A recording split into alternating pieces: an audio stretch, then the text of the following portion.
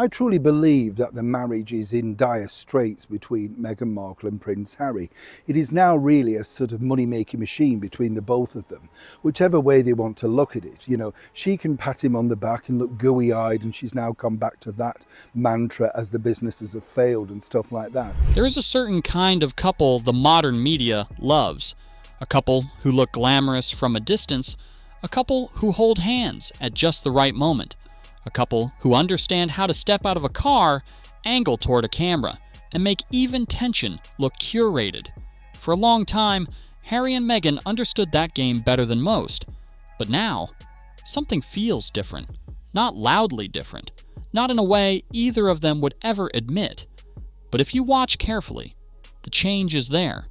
In the pauses, in the body language, in the way one speaks while the other waits. In the way support starts looking less like love and more like obligation. And that may be the real story now, not whether their brand is struggling, not whether the public is getting tired, not whether the latest event was successful or awkward, but whether the marriage at the center of the whole machine is starting to look less like a partnership and more like a performance neither of them can afford to stop. Because when the brand begins to weaken, the relationship has to work harder. And lately, it looks exhausted. The marriage that became a business model. At the beginning, Harry and Meghan sold something powerful. Escape, freedom, modern love. A prince choosing his wife over an institution that, in their version of events, could never fully protect them, was a compelling story. A story that made money. Streaming deals, book deals, speaking deals, interviews, documentaries, panels, strategic appearances, all of it relied on one central image, the two of them against the world. But stories like that have a problem. They only stay powerful if the audience still believes the emotion is fresh. And over time, repetition changes everything. Every appearance tells the same emotional story. Eventually, it stops sounding like truth. It starts sounding like branding. That may be where Harry and Meghan are now. Because what once looked romantic now sometimes looks rehearsed. What once looked protective now sometimes looks controlling. And what once looked like solidarity now, at moments, looks like management. When every event starts to feel the same. One of the biggest warning signs for any public couple is when the emotional script never changes. Harry still looks at Meghan with the same supportive expression. Meghan still references Harry in ways designed to remind the room he is there. And every event still seems to orbit the same idea: resilience, reinvention, unfair treatment, moving forward. But there is a difference between consistency and stagnation. And lately, the entire act has started to feel familiar in the wrong way. Not intimate, predictable. The audience already knows the beats.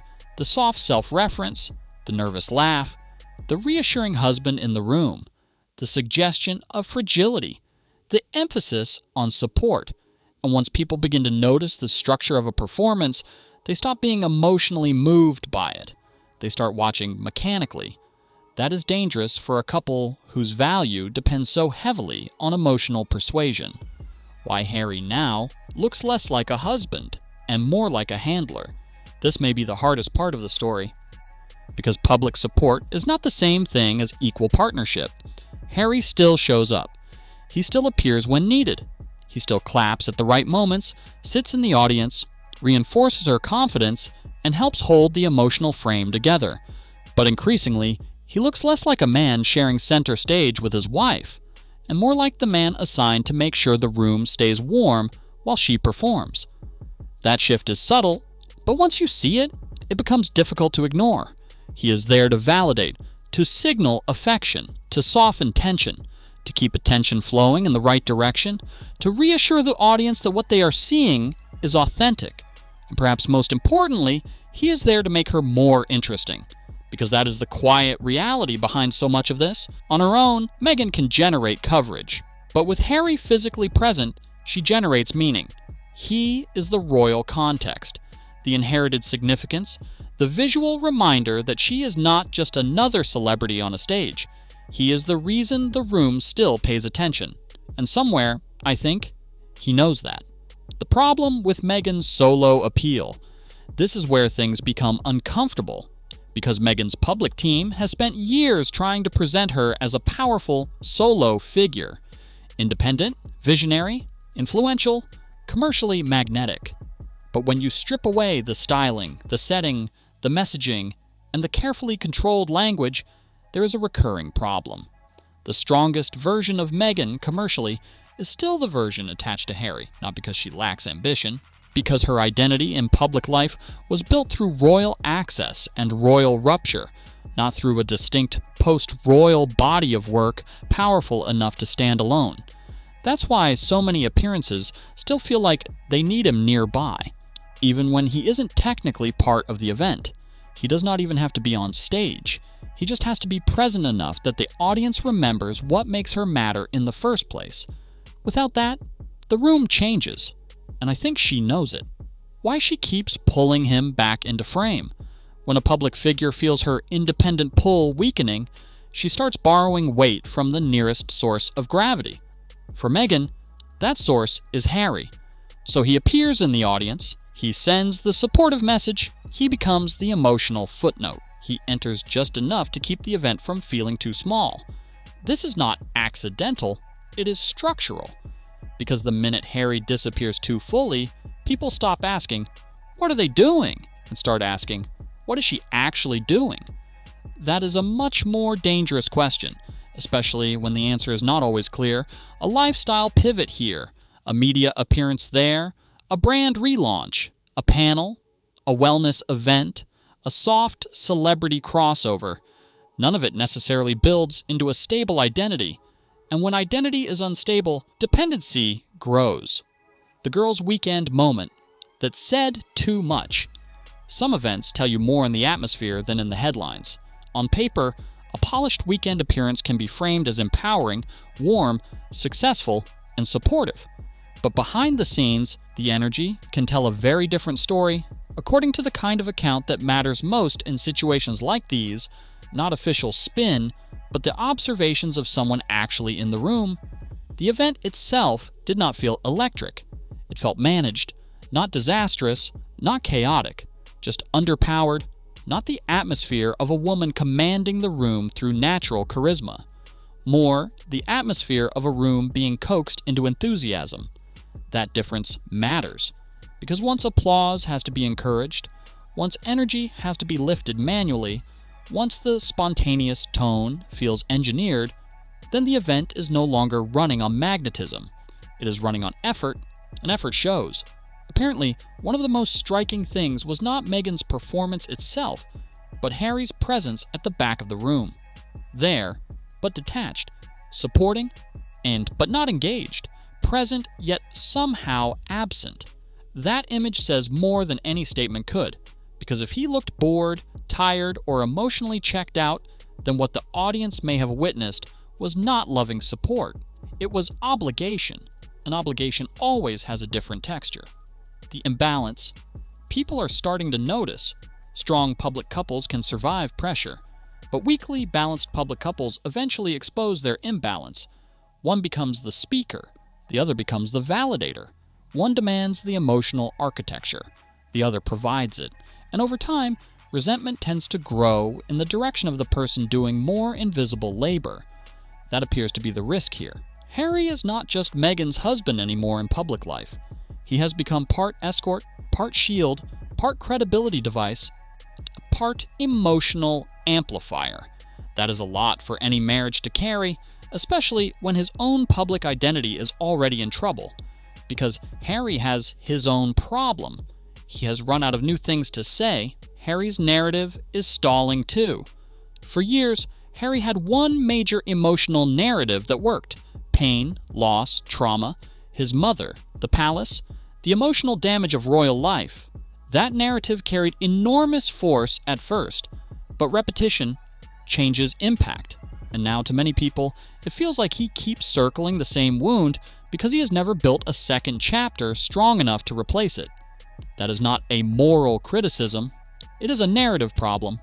If you are a public figure and all your speeches keep returning to the same emotional source, eventually the audience stops hearing revelation and starts hearing routine. That may be what is happening to Harry now. His suffering is real.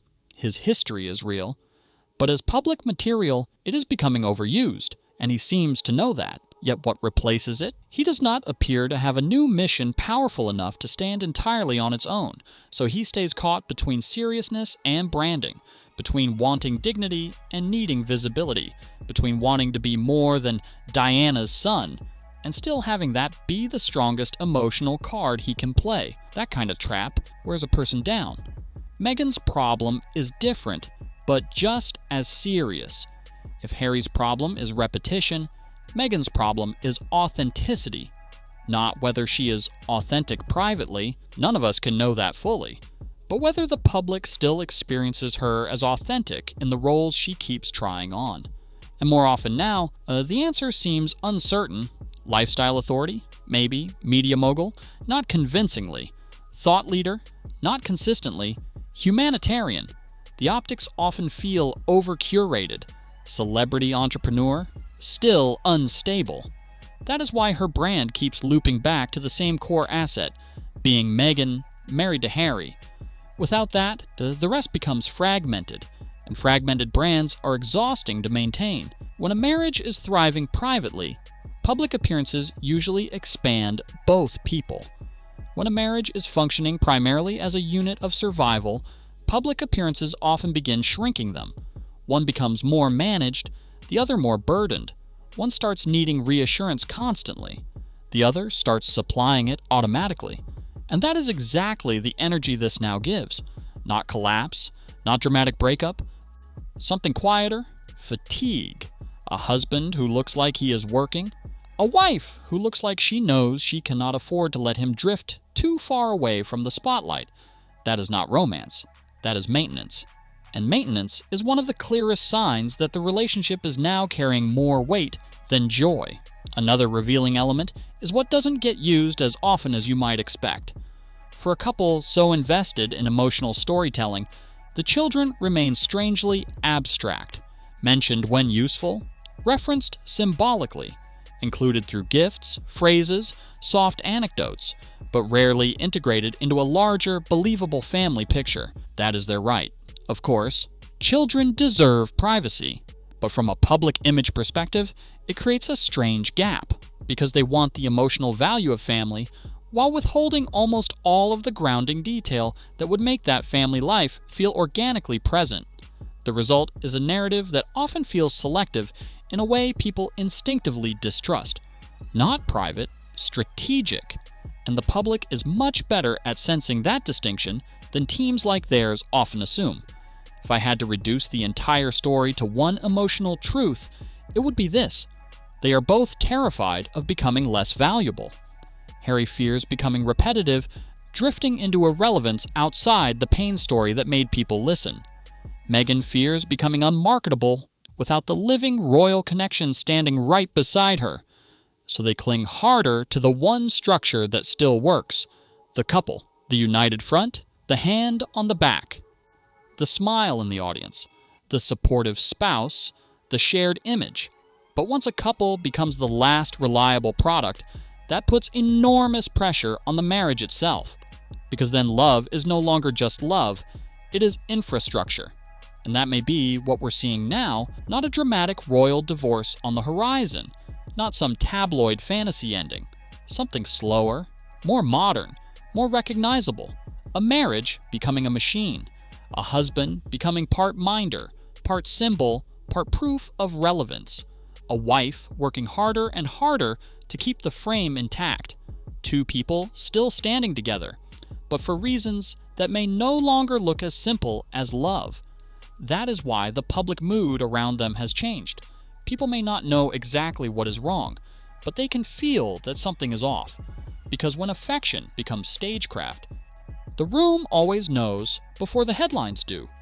And right now, the most revealing thing about Harry and Meghan is not what they keep saying.